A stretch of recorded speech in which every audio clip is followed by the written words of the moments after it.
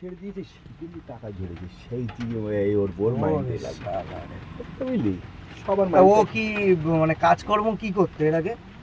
বলছি তো বাবার প্রপার্টি এত হ্যাঁ বাবার প্রপার্টি বাবার ওরা কয় ভাই, দুই ভাই না তিন? টাইটানিক যে জাহাজের নাম শুনেছো হ্যাঁ, না, হ্যাঁ। বিশ্বমোহিনী। হ্যাঁ বিশ্বমোহিনী চালাতো এর বাবা।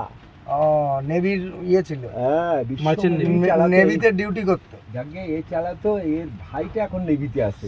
ও ওর বাবারটা পেয়েছে চাকরি নাকি? এখন তা বলতে পারবো না কারটা পেয়েছে তার সঙ্গে বাবা মরার পরে চাকরি তো না, এটা রিসেন্টলি 8-10-15 বছর হয়েছে এই। আর ওর বাবা মারা গেছে কয় বছর?